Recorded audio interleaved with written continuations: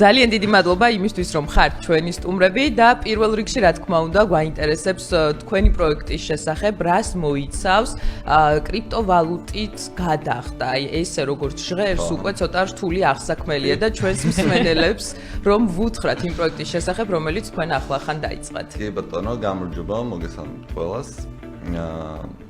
კრიპტოვალუტით გადახდის პლატფორმა ეს CityPay, რაც სულ ახლახანს გავუშვით. ჯერჯერობით არის ბეტა ვერსიაზე. დიახ.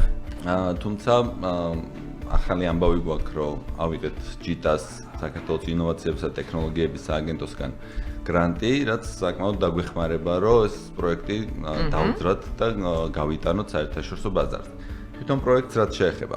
კრიპტოვალუტით გადახდა აპრობირებული ამბავია მთელს ევროპაშიც და ამერიკაშიც. საქართველოში გვაქვს ეს ასე ვთქვათ პრობლემა, რომ ჯერჯერობით უცხოა. მიუხედავად იმისა, რომ კრიპტოს მიმართ დიდი დაინტერესება გვაქვს და ვიცით საქართველოში კრიპტო ასე თუ ისე. კი ბატონო.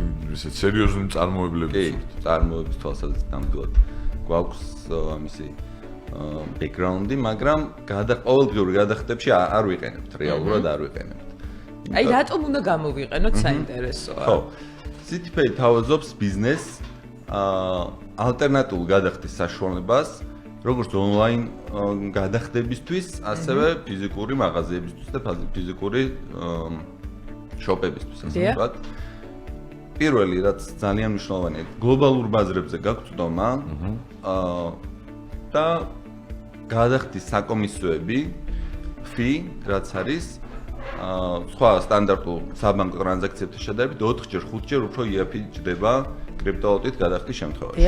მომხმარებელი, რომელიც იხდის კრიპტოვალუტით, არის დაცული, კონფიდენციალურია მისი პირადი ინფორმაცია და არ არის საჯარო მისი, ასე ვთქვათ, მონაცემები, პირადი მონაცემები, რაც სხვა ტრანზაქციების შემთხვევაში, სტანდარტულ საბანკო ტრანზაქციების შემთხვევაში ნამდვილად პრობლემა არის მომხმარებლისთვის. ორი საკითხი, ესე იგი, საკომისიოები და ტრანზაქციების დაცულობა და ანონიმურობა. ეს არის მნიშვნელოვანი დეტალები, რის გამოც ჯობს დაუშვათ ასე გადავიხადოთ. თავისთავად იდეა რადგან გაჩნდა, ეს იმას ნიშნავს, რომ ეს არის რაღაც დამატებითი კომფორტისთვის, ხო? ანუ მოთხოვნა მინიმალური მაინც არსებობდა, ხო? რადგან თქვენ ეს შეთავაზება გაუკეთეთ. რა ტიპის მოთხოვნაზე არის საუბარი, იგივე დაუშვათ ქართული ბაზრისთვის? რამდენად პრობლემატური იყო, რამდენად სურვილი იყო და აი რა მასშტაბის შეიძლება გახდეს ეს ხაზი, იმის გამო რომ თქვენ ეს ხაზი გაჭერით ასე ვთქვათ. დიახ, მე ეგრევე ვთქვი, ბოდიში გრამატიკული შეიძლება შეცდომა გავაკეთო. მე მთელი ცხოვრება ეგრევე ვლაპარაკობ. ამერიკაში კონკურენტები გვაქვს, რომელიცაც წელიწადში $1 მილიარდის აკეთებს revenue. და თურქეთში, რასაც ჩვენ target market-ი გვაქვს, ამ სუტა სტატისტიკით 22% პოპულაციის არის კრიპტო ოუნერები. და ეს ხალხი უნდა გადახდა კრიპტოთით. რატო უნდა გადავიხადოთ? ბარატით ან ქეშით, როცა შემიძლია გადავიხადო კრიპტოთით. კი ბატონო. და საქართველოში მაინინგით იყო, მგონი მთელი მსოფლიოში მესამე ადგილზე თუ არ შევსწრები. და არის ძალიან დიდი მოთხოვნა, ხალხი ვერ იხდის ამით და ჩვენი სტატისტიკით პირველი წელს ვაპირებთ, რომ 20 მილიონამდე გასვლა და მე უფრო მეტად და მეტად. არის იმაში გეგმაში ჩვენი. შვენიერებავე, იმიტომ რომ გაჩნდა მაგალითად იგივე საქართველოშიც გაჩნდა ბირჟები, სადაც ხდება დაუშვათ გადაკონვერტირება რეალურ ფულზე, ხო? და მე ეს კომფორტია. თუ დაუშვათ პირდაპირ შესაძლებელი იქნება გადახდა, ნუ ეს კომფორტია, ხო? იქ რაღაცას. ერთის მხრივ, როგორც მომხმარებლისთვის გადახდის კომფორტია, რომ აღარ უწევს დაკონვერტირება და ამაში საკომისიოების გადახდა. მეორეს მხრივ, ბიზნესისთვის არის კომფორტი, შეუძლია მიიღოს კრიპტოთი გადახდა, მომხმარებელი გადაიხდის კრიპტოთი, მაგრამ თვითონ მიიღებს ლარს ყოველგვარი საკომისიოების ჩამოკლების გარეშე, ანუ პროდუქტს ყიდის ასლარად, მიიღებს ჩვენი საკომისიოს გამოკლებით ზუსტად იგივე ლარს. ეს არის მთელი საინტერესო რა, საინტერესო ხაზია. ფიქრობ ცოტა უფრო ღრმა ნაწილზე დაუშვათ ამ ბიზნესის ამ ხაზის, რომ თუ დაუშვათ მეტი კომფორტი იქნება, ხო? ან თუ დაუშვათ კრიპტოვალუტას გამოვიყენებთ უფრო მარტივად, ამას შეიძლება გააჩინოს თვითონ კრიპტოვალუტაზეც მეტი მოთხოვნა, ანუ თვითონ ეს ამ ხაზის პოპულარიზაციასაც ეწევა თქვენი პლატფორმა, შეიძლება ითქვას? ბირჟები. ანუ რა თქმა უნდა, ბირჟებისაც მოთხოვნა იზრდება, როცა ხალხი უნდა რომ კრიპტოთ გადაიხადოს ბირჟებსაც იზრდება transaction volume-ები საქართველოში. იმიტომ ჩვენ ვაძლევთ ეს volume-ებს. ანუ ეს ერთი მხარე, როდესაც ბიზნესიც აქტიურდება, მათ შორის ბირჟასთან დაკავშირებით ჩვენ ურთიერთობთ სხვა ბირჟებთან და ჩვენი დახმარებით ასე ვთქვათ ბირჟებიც გაიზრდება. ასევე გაიზრდება მოთხოვნა კრიპტოზე, იმიტომ რომ როგორც ვახსენეთ, მომხმარებლისთვისაც კომფორტია სხვა.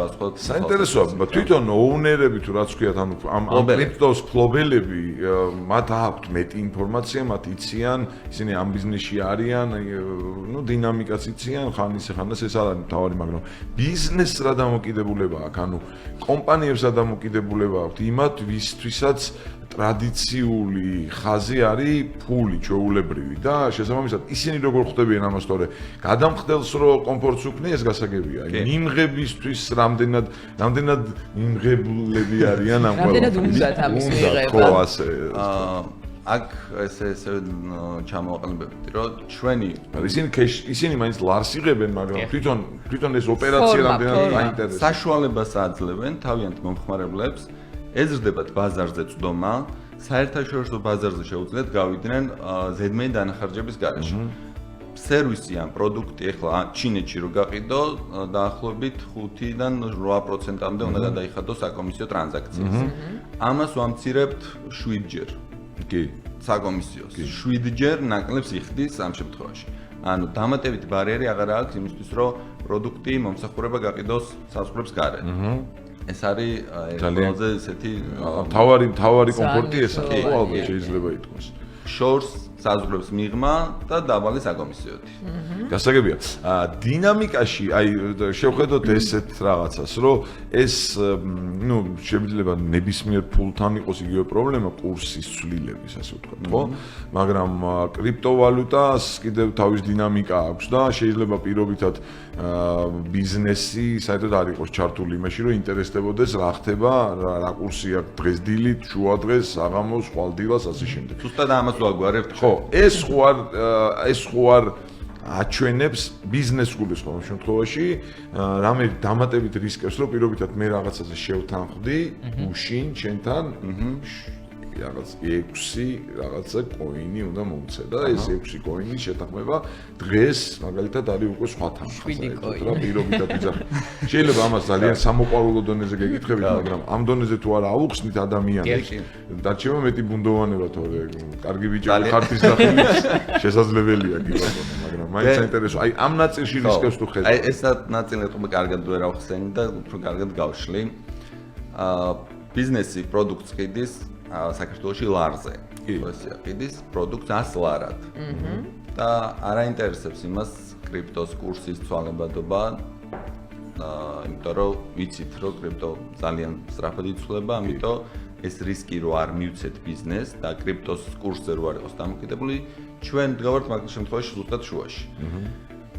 ბიზნესი ყიდის 100 ლარად პროდუქტს, მომხმარებელმა გადაიხადა რაღაცა რაოდენობის კრიპტო, რაც ჩვენი პლატფორმის საშუალებით ვაჩვენეთ, მაგრამ ბიზნესი მიიღებს ისევ 100 ლარს. ჩვენ ვაკეთებთ ამ ოპერაციას შუაში, სადაც დაზღვევა თქვენ ხართ. სადაც კონვერტაციას ჩვენ ვაკეთებთ და ბიზნესთან აღარ მიდის ეს სავალუტო რისკები. ეს არის ჩვენი ასე ვთქვათ თავარი ბენეფიტი. თუ კრიპტოზე გენდოებათ რაღაცა პროდუქტის გაყიდვა, დღეს შეგიძლიათ უთხრათ ვინმე თქვენს მყიდველს, რომ მოდი გადამიხადე 0.03 კრიპტო. ძალიან მარტივია. ვოლეტზე ჩაგირცხავთ და არ იქნება პრობლემა, მაგრამ თუ პროდუქტს კიდით ლარში, მაგ შემთხვევაში გაგიჭირდებათ კურსის დაბალანსება და ცოდნას გაგებას, საუკეთესო ვერსიის პოვნას და ასე შემდეგ. აი ამ პრობლემას ვაგვარებთ. გადავიდეთ. დრო მაგით მივარ, რომ მე მგონი ჩვენ იმდენი სტუმარი ყავდა უკვე ამ თემასთან დაკავშირებით და იმდენი გავიგეთ, რომ ხელფასები უნდა ჩავრიცხოთ უკვე აი კრიპტოს მიმართულებით. ჩვენ საშუალოდ დაგეხმარებით. მიშუა მამლე. არა, რა არის უბრალოდ ლარში რო გერიცხება, მაინც ბევრი გეჩვენება და კრიპტოში ძალიან ცოტა. კრიპტოში რა? ძალიან ცოტა იქნება ის რა. სამწუხაროდ ჩვენ მალარმა ეხლა ერთი თვის წინ რა ღირებულებაც ჰქონდა, იმდენი აღარ არის. კრიპტოს პირიქით ემატები. კი ბატონო, გასაგებია.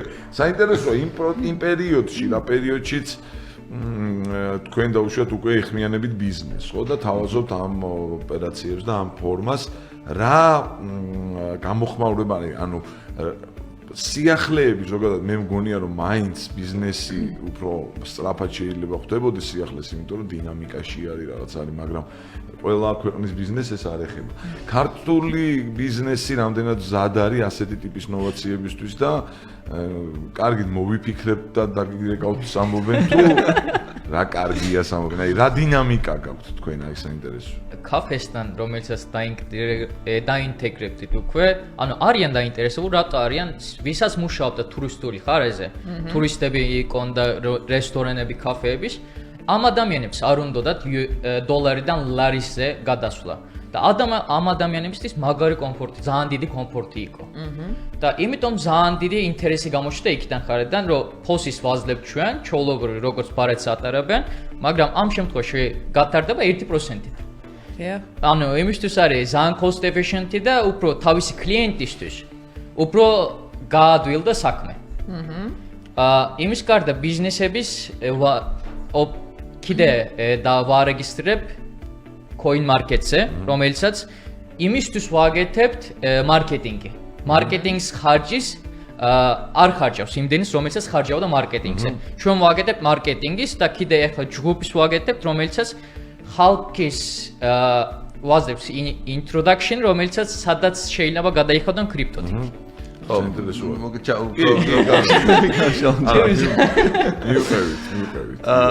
მოკლედ იმ ადამიანებს ვისაც ქონდა მოკლედ ტურისტულ სექტორთან შეხება საქართველოში, მათთვის ცნობილია, იმიტომ რომ ტურისტებისთვის იყო ეს ასე ვთქვათ ეს სერვისი ცნობილი, მაგრამ საქართველოს საშუალება არ ჰქონდათ და მათ ასე ვთქვათ არ გაუჭირდათ ადაპტაცია და ეს ვიცი, იმიტომ რომ ბევრმა მითხრა, რომ კარგი იქნებოდა რომ გქონდეთ და ძალიან ასე ვთქვათ სიხარულით შეხვდნენ.